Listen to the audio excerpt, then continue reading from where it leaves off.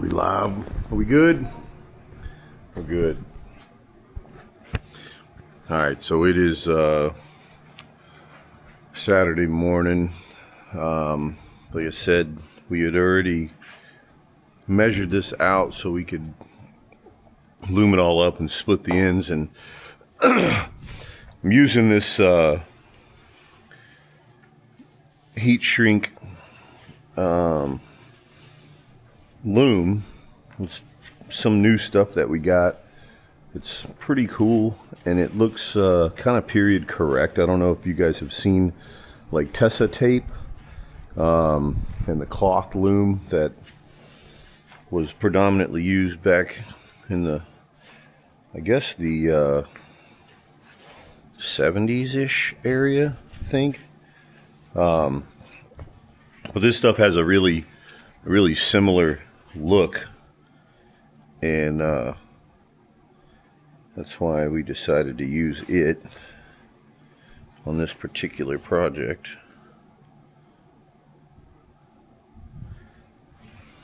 And I think we went too short, because that is my mark for the splits.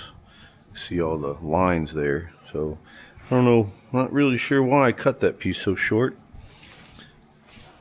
We're going to take that off and put the right size on, because we don't want any breaks in this. I want it to be as close to one continuous. That was initially where I had laid out for the take the wires in, so I think we can go here. There's all kinds of different ways to do this. I just took a piece of filler wire and taped it onto the line, or to the wire, and it works pretty well that way. On this loom, doesn't necessarily work that well on expandable loom, because on expandable loom the filler will go through the edge of it. So on this loom it doesn't puncture through.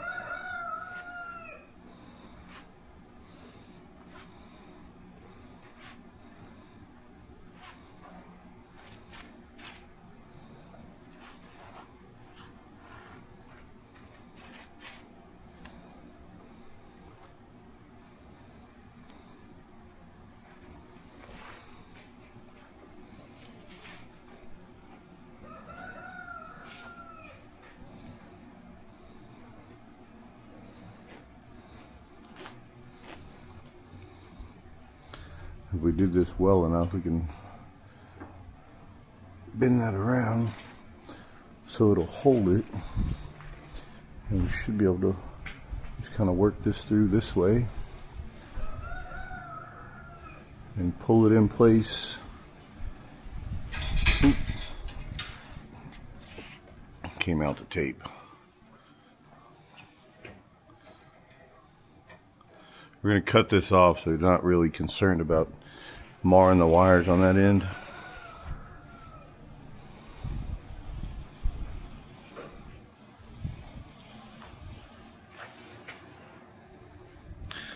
There, it'll go like that. And then we got to shrink this up, and this is going to be a break, so we're going to put another piece of loom on here, and we'll separate the break out like that.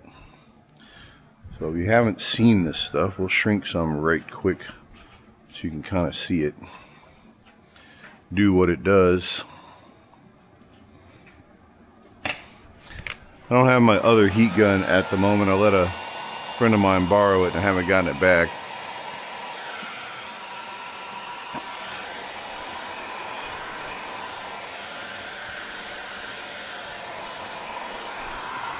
So my other heat gun has the fans on it, the cups that cup this way, so you can actually heat up like the 150, 180 degrees of it at a time.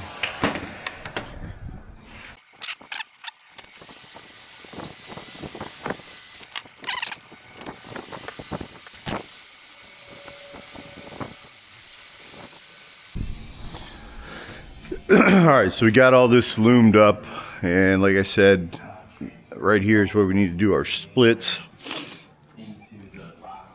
So we have the left turn, the right turn. Those are obviously don't need to be split. There's your left turn and your right turn, green and yellow. And then you have your backup lights, your brake light, and your parking light. So those three wires are going to need to be split. This is roughly where everything is going to be.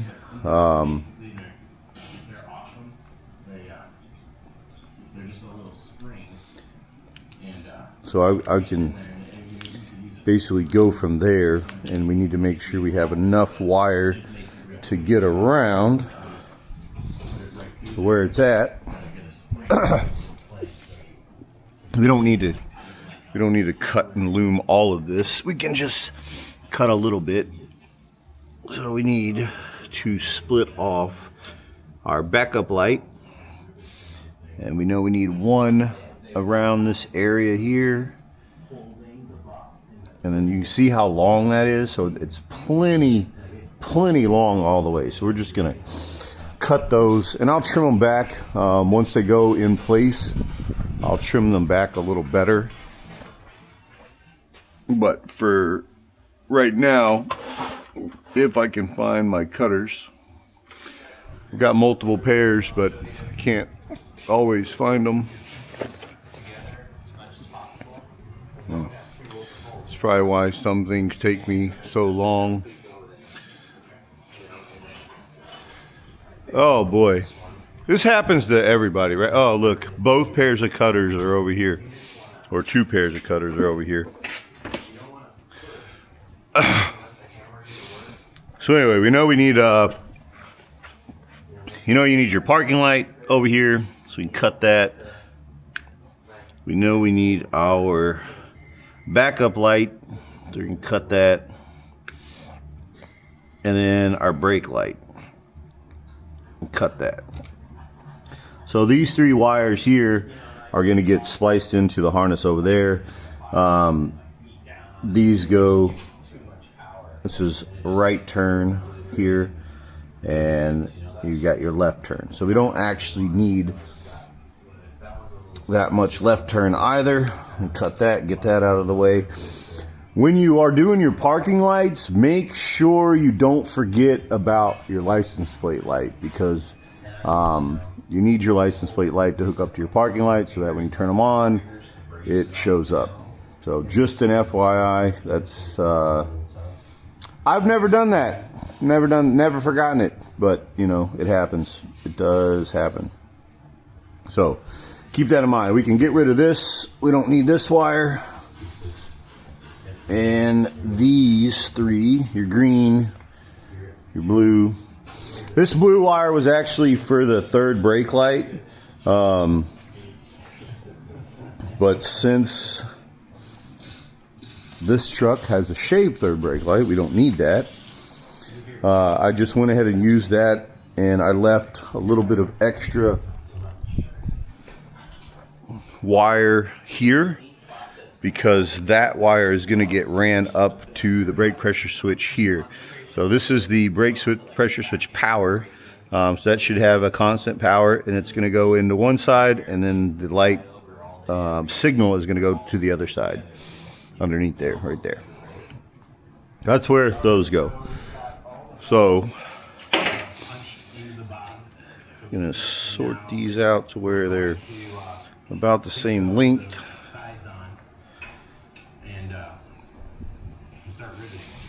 Oh, so we got those all. Set them up there so they're up and out of the way. I'm going to grab this end here.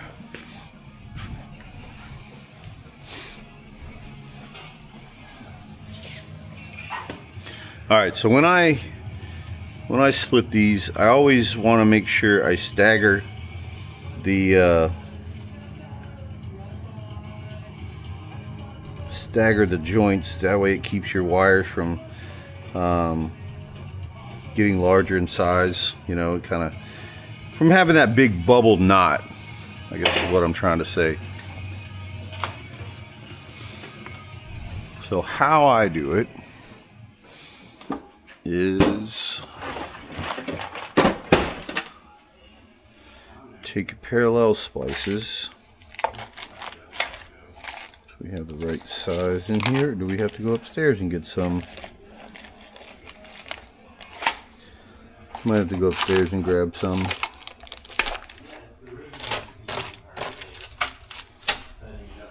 Or, hold on, we'll be back. All right. So how I like to do it is I like to use these parallel slices here. It makes it fairly easy and quick. I don't like to solder anything because when you solder stuff, it becomes rigid and then it doesn't bend or flex. So solder over time, if it bends, it'll actually break, and we don't want to have any problems with the chassis harness, obviously. Oh, Jesse James, talented individual there. So you slide all those on to your matching color wires, like so. And then I'll take, there might actually be a tool for this. I don't know. This has worked for me for quite a long time. So all we're gonna do this wire is GXL. So we sell TXL here. GXL has a little bit thicker of an insulation around it, so the wire's a little bit bigger. Not a big deal, not anything that we can't, work with and overcome. So if the wire looks larger than it really is, that's probably why. So this is 16 gauge wire, so we're just going to make a cut here, make a cut here, then I'll take my razor knife and carefully cut back the insulation just a little bit.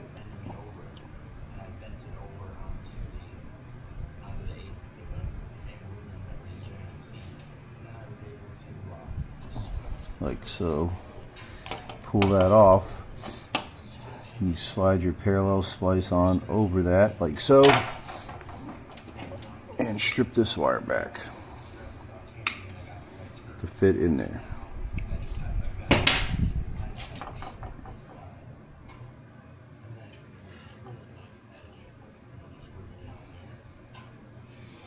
Get the other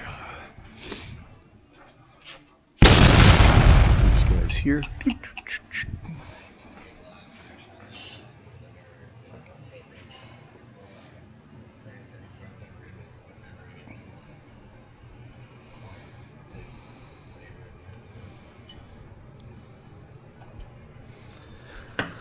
So that's how I like to do it, and then I'll just heat shrink over that, and then we'll loom it, and you'll never know. But you want to stagger these in, so they're not all together. That way when you wrap them with the loom, you don't get a big. And then I'll pull these out and pair them up with the rest of the wires to go, obviously to the left side and the right side. And that will remedy the issue of having one wire. Now we'll have two. So we'll just split them off a little bit and repeat the process.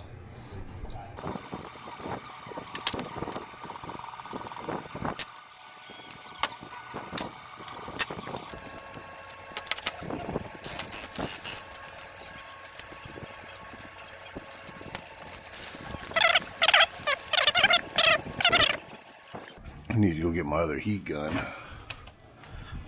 so I can utilize it.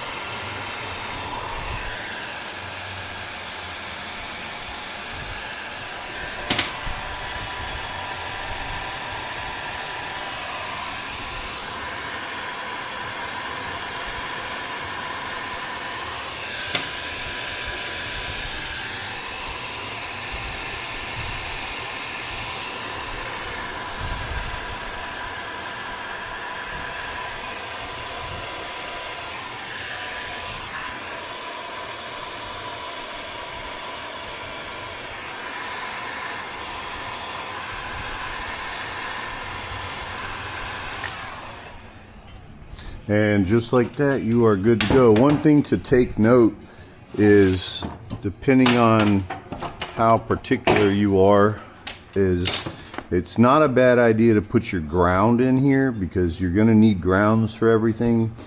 So if you go ahead and implement your grounds while you're doing this, you can pair them up and put them within the same loom. That way when you get done, you just got a ground on your left side, you got a ground on your right side, and then you got a ground in your license plate lights. Or you can jump your grounds all the way across. I like to kind of put them on the sides, on each side. Personally, that's just my own personal preference. So I am going to do that. I'm going to run a black wire in for each one of these legs for the ground. The side over here, obviously I don't need to run it all the way back. I'm going to drop it out a little bit. I'll just kind of set the harness in place and make sure I have it in the right location, and then put all the grounds in. So we'll circle back to that momentarily.